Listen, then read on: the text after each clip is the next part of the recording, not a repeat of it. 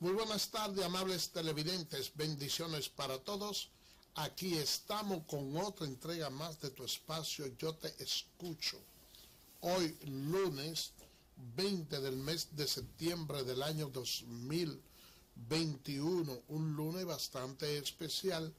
donde luego de una educación virtual por un periodo de unos 18 meses ya comienza de manera presencial este año educativo 2021-2022, donde hubo un emotivo acto de inauguración que contó con la presencia de la vicepresidenta de la República, así como también con el ministro de Educación, Roberto Fulcar, en el Liceo Duvergé de la avenida Correa y Cidrón. Señores, la verdad es que este año escolar ha iniciado con luces y sombras. Le digo con luces y sombras porque no pudiéramos hablar de una perfección del todo. Hay algunas escuelas que por razones ajenas a la voluntad del ministro y por algunos detalles que siempre se dan en nuestro país, no van a poder inaugurar e iniciar la clase de manera conjunta, todo de manera uniforme, porque hay algunas de ellas que presentan algunos pequeños niveles de deterioro que ameritan que se le dé el suficiente remozamiento, pero también ustedes saben que estamos en una situación especial donde también imperan algunos vestigios de COVID en determinados lugares, que es muy bueno que el gobierno, sobre todo el ministro de Educación, tenga ciertas previsiones, pero nada, la verdad es que ya iniciamos el año escolar y aunque todavía algunos padres se quejan de que no han recibido todas las indumentarias necesarias para que los niños puedan estar completamente cubiertos de todos los enseres que necesitan, pero ya sí inició. Por otra parte, señores, ustedes saben que esta es una época especial, porque no solo comienza la clase a nivel público, sino que ya hay algunos colegios que aperturaron y otros que aún no se han animado a hacerlo, pero que dentro de los próximos días también lo estarán haciendo. Y la verdad es que cuando llega esta época hay un dolor de cabeza para los padres de familia, porque hay que hacer una serie de inversiones en la compra de útiles escolares, que siempre hay la misma queja de que todos los años suben, porque además aquí hay un sector privado de la educación que ha estado navegando de manera suelta y que realmente las autoridades oficiales a lo largo de los años no han tomado costo en el asunto, no han sabido agarrar el toro por los cuernos, porque uno recordará en aquella época romántica donde nosotros éramos niños, donde el país sobre todo estaba atravesando por una situación económica bastante difícil, pero había ciertos paliativos para los padres. ¿Por qué yo le digo que había ciertos paliativos? Porque la educación pública y la educación privada, dicho sea de paso, si ciertamente siempre ha rendido los frutos para esos dueños de colegio, había un nivel de control mayor. Por ejemplo, con un mismo texto escolar, un padre podía tener 2 o 3 hijos que lógicamente por la diferencia de edad que había entre uno y otro podían ir sucediéndose los libros que iban dejando el otro y representaba ciertos niveles de economía. Ya no, ya estamos ahora en una sociedad completamente mercantilista, donde los dueños de colegio lejos de pensar en la formación integral de los estudiantes, piensan en los pingües beneficios que ellos vayan a obtener, no importa que sea de la manera más inescrupulosa, donde esas casas editoras tienen la creación de diferentes libros y lo hacen como una especie de libro, de libro con un cuadernillo insertado, donde a los estudiantes se les da alguna práctica que deben de llenar dentro de sus propios libros. Pues ya ustedes saben que hasta cierto punto eso tiende, pudiéramos decir, que atrofiar la mente del niño que viene detrás, porque si encuentra un cuestionario ya hecho por otro con todas las perfecciones, pudiera considerarse como una trampa. Pero resulta, señores, que todo ese tipo de maniobras se hacen de manera fraudulenta con el malsano interés de que los padres todos los años tengan que comprar una edición nueva de libro. No, que esta no es esta es una nueva edición, pero en sí los tratadistas, los que son forjadores y creadores de esos libros, no tienen que forzar su intelecto para nada, porque en términos de contenido social, en términos de lo que serían los estándares de mayor calidad para ofertarle a los estudiantes un nivel de aprendizaje más acelerado que pueda sacar a la República Dominicana de la saga y de la nota que de manera negativa hace el informe PISA, así como otros informes internacionales, donde siempre nuestros estudiantes se mantienen a la saga para que puedan salir de ahí. Nada de eso, señores. Simplemente mercantilismo. Simplemente esas casas editoras se componen con los dueños de esos colegios y le dicen, mira, nosotros queremos que tú recomiendes nuestro libro por esto y esto y esto, te vamos a dar tal y tal porcentaje de ganancia. Mira, a precio de por mayor, estos libros te los vendemos a tal cantidad de dinero, lo que te sobren te los recibimos, y van y lo proveen de los diferentes libros, y entonces le hacen una competencia desleal a aquellas personas que le compran en menor cantidad. Porque si usted tiene un libro en un colegio y el estudiante está ahí y se lo van a vender un poquito más barato, y aparte de eso pudiéramos decir que le dan ciertas concesiones para que usted obtenga el libro por un porcentaje un poquito menor, para írselo deduciendo de las propias mensualidades, si bien es cierto que eso le sirve de sustento al estudiante para que pueda estar acoplado con un menor tiempo, también pudiéramos decir que hay una deslealtad en la venta. Y todas esas cosas, señores, es lo que se está propiciando dentro de la educación privada. Por eso es que yo abogo, porque si bien es cierto que el Ministerio de Educación, las normativas no le han dado un espectro bastante amplio como para poder regir la vida de esos centros privados, pero sí la Constitución de la República, al poner en manos del Estado Dominicano y establecerle que está en la obligación de garantizar una buena educación, entonces de manera colateral el legislador lo está empoderando para que puedan ejercer un mayor nivel de presión sobre esos centros privados que por lo regular la mayoría de los ministros taciturnos que hemos tenido casi nunca han querido asumir. Ya finalmente, para culminar con lo que es este comentario del inicio del año escolar, también quisiera que tomemos en cuenta un determinado elemento, y que muchos de los funcionarios del gobierno, bien sean de primera, de segunda categoría, no importa el rango que tengan, deben de exhibir ciertos niveles de humildad.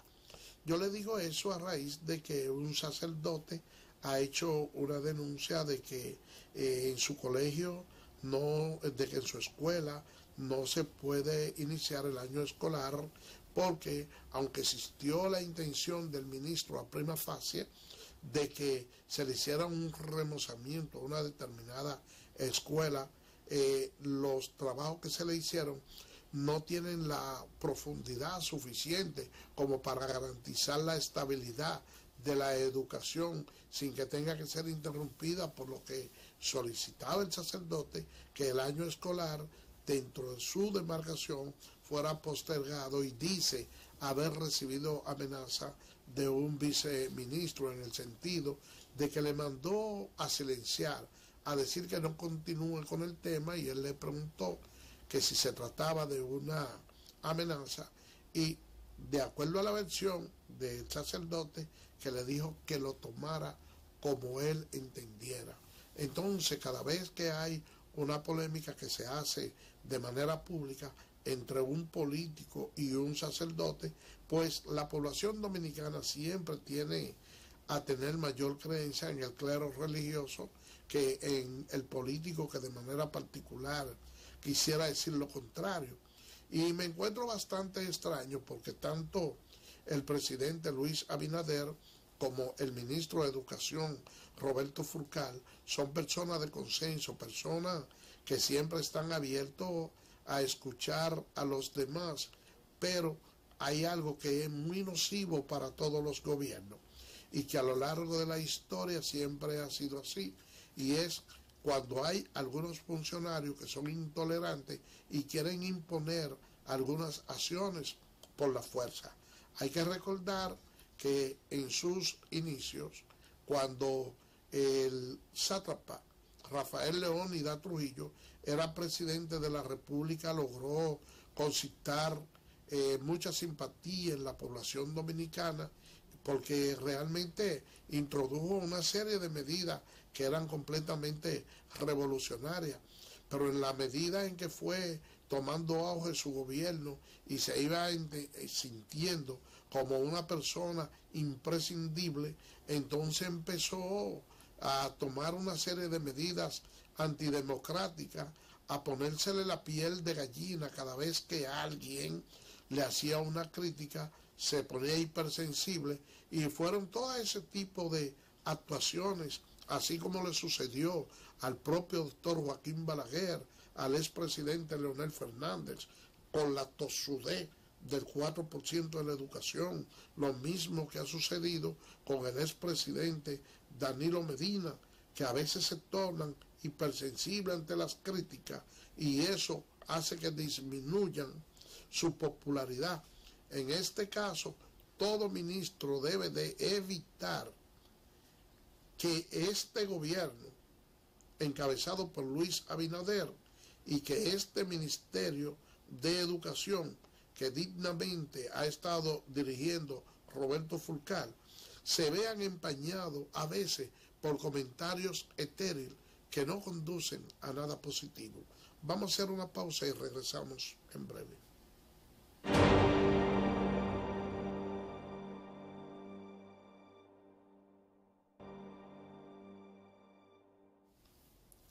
Gracias por permanecer con nosotros. Miren, como muchos de ustedes saben, el presidente de la República se encuentra agotando una apretada agenda en los Estados Unidos, donde se ha reunido con importantes líderes nacionales, con importantes líderes de la diáspora allá en la ciudad de Nueva York, donde le daba una explicación clara y de los avances que ha tenido el país, sobre todo con el tema del COVID-19, de la corrupción, así como la lucha antidroga. El presidente aprovechó la oportunidad para agradecer esos grandes aportes de unos 807 millones de pesos que aportó la diáspora a la República Dominicana, sobrepasando los 102 millones de pesos de aporte que casi siempre de manera rutinaria el dominicano que está fuera del país se acuerda de la persona que deja aquí, tanto los familiares, madre, esposa, hijo. así como los amigos, y ese espíritu de solidaridad que todos tenemos, sobre todo cuando vivimos fuera en cualquier país, es uno de los renglones que mayor aporte hace al Producto Bruto Interno. Esos dominicanos, por su parte, ni corto ni perezoso, le solicitaron al presidente de la República participación en los diálogos. Ellos quieren tener una representación, quieren que su voz les sea escuchada, y dentro de los reclamos solicitados por ellos es que hay una tarifa de unos $10 que, aunque supuestamente tiene un carácter reversivo, ellos no entienden la razón por la cual hay que cobrarle a un dominicano una tarifa de $10 para venir a su país. Eso es algo que yo tampoco lo entiendo y que estoy completamente en desacuerdo con que se aplique ese tarifario. Lógicamente, ustedes saben, el presidente de la República es una persona que le gusta escuchar a los demás, y vamos a ver qué sucederá a partir de ahora con esa situación. Miren, déjenme decirle que el Estado Dominicano tiene que prestar completa atención a esos dominicanos que también pueden votar allá en el exterior. Y yo pudiera decir que ese es uno de los votos más sinceros, y que además ellos censuran la actuación, sobre todo de los presidentes que están de turno, no importa quién sea. Ellos lo hacen porque ese es un voto independiente. Actualmente, el presidente Luis Abinader goza con unos niveles de simpatía bastante grandes, pero que no entienda que esos dominicanos de la diáspora ya en Nueva York van a tener, si se quiere, ningún tipo de cortapisa para expresar lo que sientan, porque ese es un voto consciente. Esas son personas que han salido de su país a caminar a otro suelo buscando lo que realmente no han encontrado en su país de origen. Ellos van a un lugar un tanto más democrático, a un lugar donde hay una mayor propensión a la obtención de recursos, pero que también en los Estados Unidos se vive una de la democracia, pudiéramos decir, más perfecta de la humanidad, porque allá usted puede ser presidente de la República y va a realizar algunas actuaciones y tiene que cumplir como un ciudadano normal. Allá usted es presidente de la República o usted ocupa un ministerio y no puede estar haciendo uso de los recursos del Estado para irse a parrandear los fines de semana con el dinero del pueblo. Usted tiene que utilizar su vehículo privado y el salario que usted devenga tiene que invertir si usted quiere darse cierto lujo. No todo sale del erario público. Entonces eso le da ciertos niveles de conciencia a esos ciudadanos que tampoco dependen de un decreto para saber si ellos se van a ganar la comida o no. Porque la política, señores, en los Estados Unidos tiene ribete distinto a lo nuestro, porque son personas que viven en un país donde el Estado le garantiza los empleos a la persona, que no es que ganó mi partido y yo tengo que ir a trabajar para el gobierno, no. Allá un ciudadano cualquiera puede trabajar dentro del mismo Estado, y si no está de acuerdo con la política del presidente de turno, sencillamente no vota por él, y eso no significa que está en juego la permanencia de su empleo. No, porque eso es algo que en los estados deben de garantizarle a los ciudadanos. Y es por eso que ellos tienen esos niveles de exigencia ahí. Y yo pienso que sí, que esa comunidad, esa diáspora dominicana, esa comunidad dominicana que es bastante trabajadora y que lo está haciendo, señores, miren, lo hacen con ciertos niveles de honestidad, salvo algunas excepciones de personas que van a los Estados Unidos a dedicarse a negocios pudiéramos decir, negocios sucios de narcotráfico y otras cosas, pero esa es la minoría. Por lo regular, la mayoría de los dominicanos, esa diáspora, quiere ir a trabajar, quiere hacer inversiones aquí en su país para venir de regreso, porque nosotros tenemos esa facultad. Y es que el dominicano suele no olvidarse de la persona que deja aquí, y la remesa que se envían todos los meses, todos los años, son el testigo más fiel que pudiéramos nosotros tener. Entonces ustedes saben que a veces van y tienen una vivienda aquí en su sector y la hacen de 2, de 3 plantas, pensando en vivir de la renta al momento de retirarse, pensando en el retorno a su país. Pero también el Estado debe de darle algunas facilidades y revisar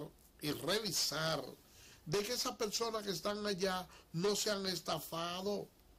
porque no están aquí. Miren, aquí hubo un político cuyo nombre yo prefiero mejor reservármelo yo, o varios políticos dominicanos que iniciaron proyectos inmobiliarios, sobre todo en la Charles de Gaulle y la Jacobo Masluta, y fueron y le vendieron a esos dominicanos de la diáspora unos proyectos ahí, y la agarraron y le dieron un tumbe con una venta de solares y de vivienda, y no hicieron las inversiones del lugar. Todo se quedó igual. Señores, miren, ahí quedó enganchado un amigo mío, y la verdad es que eso es penoso. Entonces, nada, cuando se quiso hacer los reclamos a nivel judicial, la mafia que estructuraron la hicieron también que esos contratos no ayudaban mucho a esos compradores, además de que teníamos una justicia donde realmente se había construido con la idea de que los actos de corrupción de esos gobiernos del PLD no fueran censurados ni nadie fuera apresado por ello. Entonces, en esa parte los gobiernos deben de pensar, y me alegro mucho de este encuentro que ha tenido el presidente Luis Abinader con esta diáspora allá en la ciudad de Nueva York, porque sé que si se compromete a la búsqueda de soluciones y de canalizarles algunas ayudas, bueno, pues sencillamente la va a cumplir. Y no hay nada mejor para un dominicano que vive en los Estados Unidos o en cualquier parte del mundo, cuando tiene la oportunidad de poderse juntar con su presidente. Yo me imagino, porque cuando uno va allá fuera del país y se encuentra con esos dominicanos que están bastante ávidos de que se le hable del país, de lo que sea, que le diga, mira, ya están haciendo esto, hay ciertos niveles de progreso, hay esto, hay lo otro. Ustedes ven que ellos sienten esa alegría, sobre todo si usted le habla de algún logro que ha obtenido alguno de sus familiares, sobre todo por las ayudas o por los aportes que ellos hacen, se sienten, miren, se sienten bastante bien. Y son de las cosas que nosotros tenemos que ir cambiando, porque, señores, el descrédito que en términos moral se le da a la sociedad dominicana fuera del país, eso es bastante grande, porque es que la República Dominicana, a pesar de ser un país pequeño, hemos tenido la oportunidad de tener 7 millones de turistas. La República Dominicana a nivel del Caribe se ha convertido en un gigante en materia de turismo. Entonces, en una competencia desleal, siempre mucha gente le gusta desacreditar el país. Hay gente que usted habla con ellos, usted está en los Estados Unidos y habla con ellos y le crean una percepción de que aquí este país se está acabando. Es verdad que hay niveles de delincuencia, pero no es la forma que por allá se quiere pintar. Es verdad que aquí hay personas que lo han matado para quitarle un celular, pero en la forma que allá quieren decir, es como que usted no puede salir a la calle con un celular porque de una vez se lo quitan y lo matan. Es verdad que se hacen atracos cuando muchas personas salen del aeropuerto, que dicho sea de paso, eso se ha ido corrigiendo gracias a un programa de inteligencia. Es verdad que eso ha sucedido, pero no es que para usted salir del aeropuerto usted tiene que andar con qué sé yo cuánto guardaespaldas custodiándolo. Eso no es verdad. Hay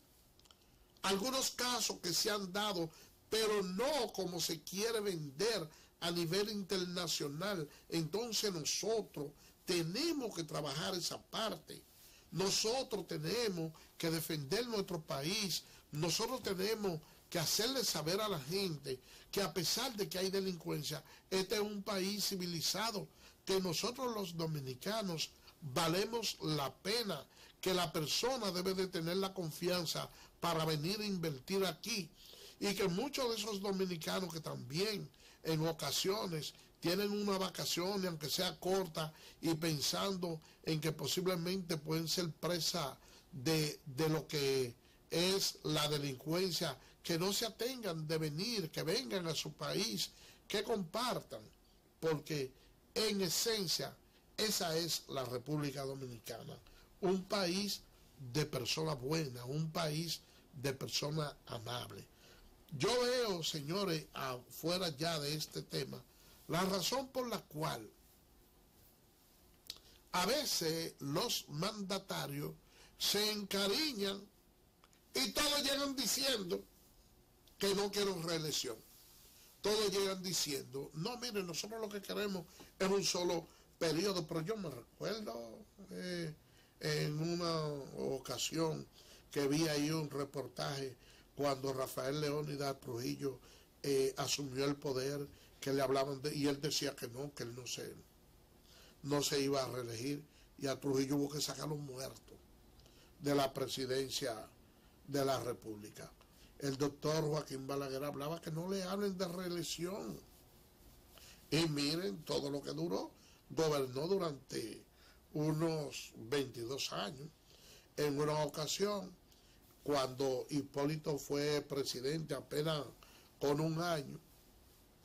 dijo, presidente, mire, le dijo uno, le voció al público, mire, a usted hay que dejarlo gobernar ahí por mucho tiempo, queremos su reelección. Le digo, yo te voy a nombrar a ti el rey de los lambones. Le voció de arriba, porque Hipólito es tan pintoresco que todas esas cosas él las dice, y aunque uno crea que son palabras duras, como que no lastima al que se la dice, porque todo el mundo sabe que no lo hace de mal corazón, sino con un espíritu de chanza. Y después él quería reelegirse. Ustedes no vieron, ustedes han visto que Leonel ha gobernado 3 veces, quiere volver otra vez. Danilo Medina, ustedes escucharon decir lo del tiburón podrido y la cosa, que él no se iba a reelegir, y mire todo lo que hizo para eso. Entonces, cuando uno ve, por ejemplo, al presidente Luis Abinader allá con el conjunto de los Mets de Nueva York haciendo un lanzamiento de honor, uno ve toda esa parafernalia, ve realmente un presidente joven, lleno de optimismo, un presidente en comunicación con su pueblo. Y cuando todas estas cosas se dan, todas estas parafernalias, pues lógicamente, señores, esas son las mieles del poder.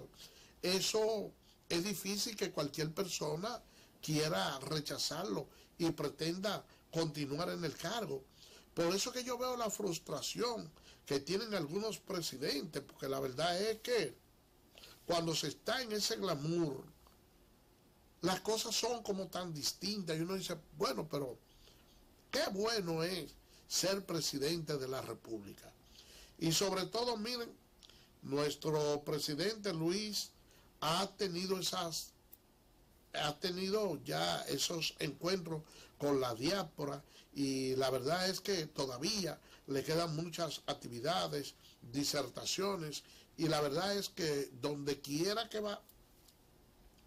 ha sido bien recibido. Por otra parte, también en los Estados Unidos se encuentra el expresidente Leonel Fernández, que ha estado juramentando personas dentro de su partido allá, de la Fuerza del Pueblo. Ha estado haciendo ciertas juramentaciones, y hasta el momento, a diferencia de otros políticos que fueron sus compañeros, no he escuchado esos escándalos en contra de él. Por lo menos la situación ha estado manejable. Él llegó un momento, sí, en que cuando iba a los Estados Unidos le voceaban muchísimas cosas,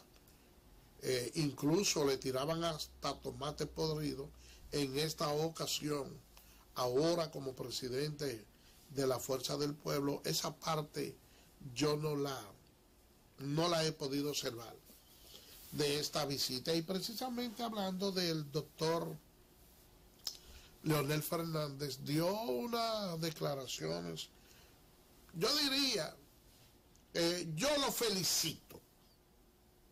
cuando él dice, mire, que el narcotráfico no llegará a la Fuerza del Pueblo. Ojalá que todos los presidentes de todos los partidos del país digan lo mismo. No llegará, y que entre todos procuren que el narcotráfico esté alejado de la actividad partidaria. Pero eso se ha ganado unas cuantas críticas, porque la verdad es que aunque la Fuerza del Pueblo es un partido nuevo, el doctor Leonel Fernández como que no le luce tanto él expresarse en los términos que lo está haciendo, porque él sabe que dentro de los partidos, por lo regular, casi siempre se filtran personas, y no solo en los partidos, porque nosotros a él lo vimos retratarse inclusive hasta con Arturo del Tiempo, y lo hemos visto. Él puede hacer una galería de fotos con personas ligadas al narcotráfico, que aunque él desconociera, de una forma u otra, hubo un momento en que se le acercaron a él. Y él sabe que siendo presidente del PLD, dentro de su partido también hubo mucho cuestionamiento a personas por temas de narcotráfico que realmente no han estado tanto en la palestra pública como ahora, porque tanto en el gobierno de él como en el pasado de Danilo Medina, aunque las denuncias se hicieran, nunca tuvo él, ni lo tuvo Danilo Medina, un procurador general de la República de manera independiente que procurara el desentamiento y ponerle freno al tema del narcotráfico. Porque ahora mucha gente quiere criticar al PRM y verlo como el partido de los narcotraficantes, pero lo que no se está tomando en cuenta es que el gobierno dominicano está actuando en consecuencia, y que el partido como tal, el PRM, rechaza toda injerencia de narcotráfico y no se le está tapando nada a nadie. Nunca la República Dominicana había estado en mejores manos que la que tiene ahora a través del Partido Revolucionario Moderno, donde las autoridades de la DEA y el propio gobierno de los Estados Unidos felicitan a la República Dominicana, al gobierno y a la Dirección Nacional de Control de Drogas por la colaboración que está haciendo con el organismo para contrarrestar el narcotráfico. hay que ver la cantidad de droga que se ha decomisado, la cantidad de droga que ha sido rompiendo récord, que se han detectado, que se han incautado, sobre todo ahora en este gobierno, la cantidad que se ha decomisado, y todo el mundo sabe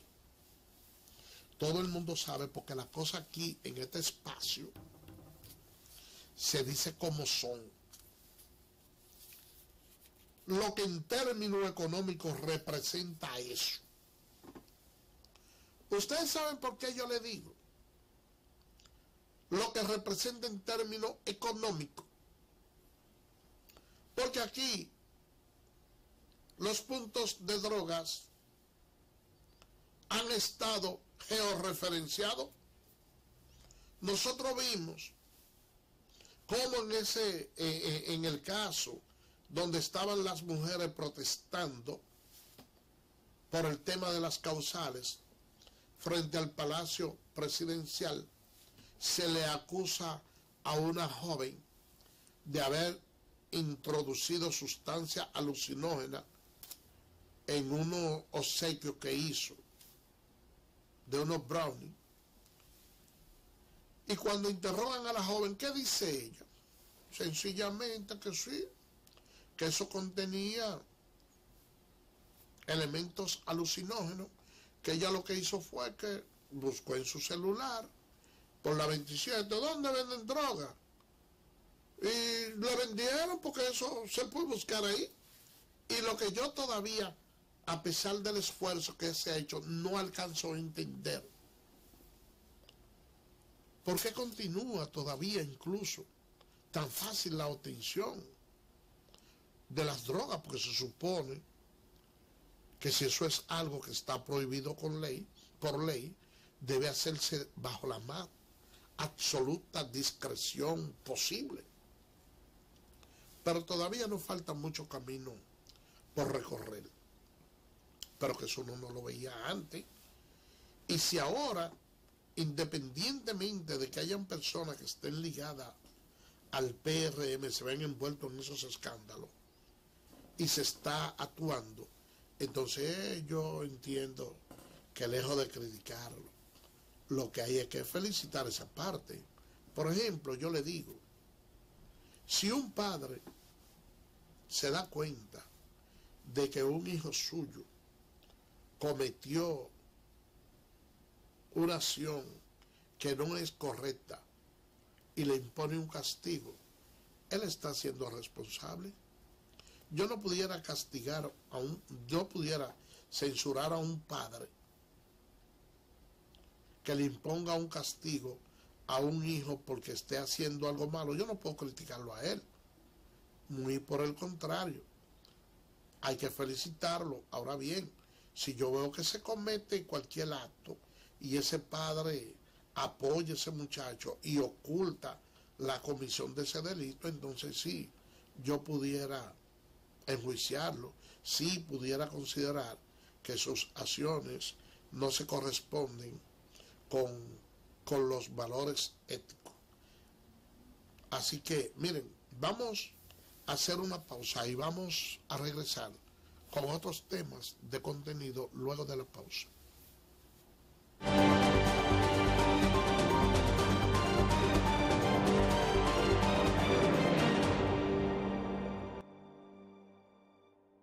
Bien, señores, gracias por permanecer con nosotros. Mire, ayer hubo una marcha desde el malecón hacia el Palacio Presidencial. Habían algunos ambientalistas protestando por la cuenca de Cola en Cuance, que se oponen a la realización de esa cuenca de Cola. La verdad es, señores, que esa es una acción que recibe todo el apoyo de nuestra parte. Uno, con esa presa de Cola, pudiéramos obtener que muchos de los ríos y esa fauna que nosotros tenemos, tanto en el mar como esos ríos resulten afectadas todas esas especies naturales que nosotros tenemos, y la verdad es que uno reconoce que la minería hace un buen aporte al Producto Bruto Interno, que nosotros somos pobres, que necesitamos los recursos para poder subsistir, pero hay que pensar en una minería que tenga hasta cierto punto una mayor conciliación con el medio ambiente. Nosotros no podemos destruir todos nuestros recursos naturales. Recuerden que de acuerdo a algunos estudios realizados, las guerras del futuro pudieran ser por el agua, porque la verdad es que en la medida que los pueblos se van desarrollando, hay cierta escasez de agua. Ustedes ven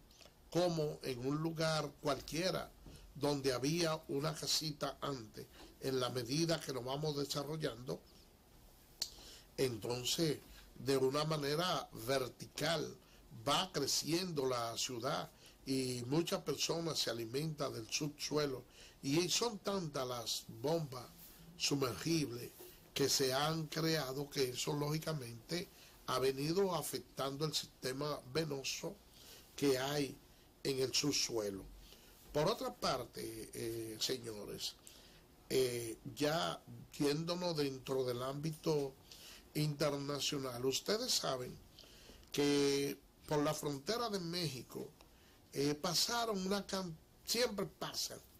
una cantidad inconmensurable de mexicanos que buscan accesar a los Estados Unidos por Texas.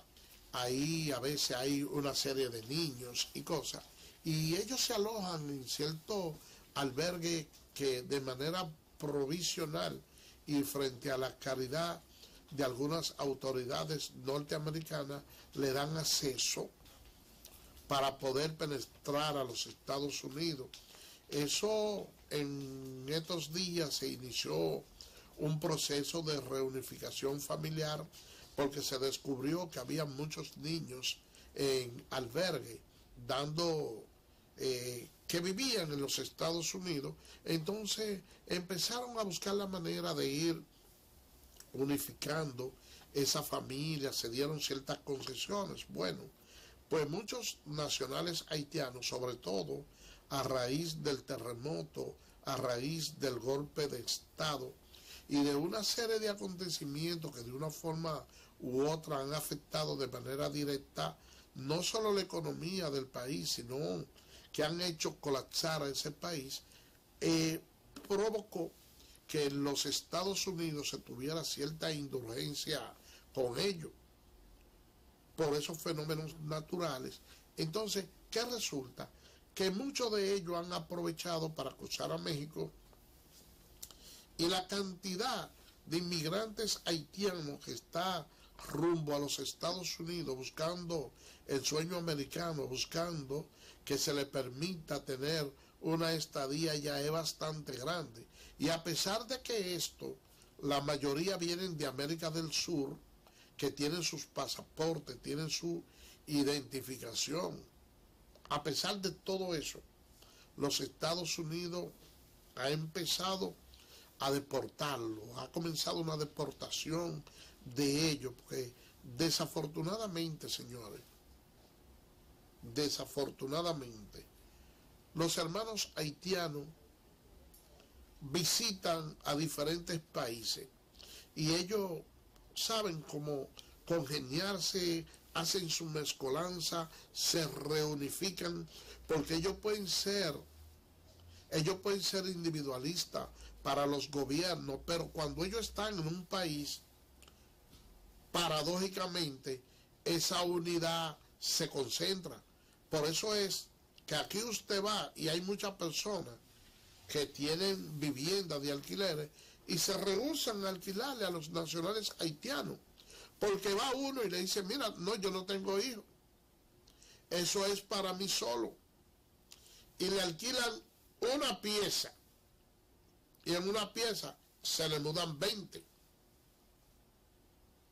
Y la gente aquí, otra, dice, no, no quieren alquilarle. Bueno, pero allá en los Estados Unidos y en cualquier parte ellos forman como una especie de comunidad. Pero en esa comunidad donde ellos están, entonces usted empieza a ver mucha basura, muchas desorganizaciones, se arrabaliza. Y por lo regular, nadie lo quiere en el mundo. Yo quisiera que ellos continúen su ruta hacia los Estados Unidos y ojalá pudieran accesar y que ellos tengan una diáspora bastante amplia para que entonces ellos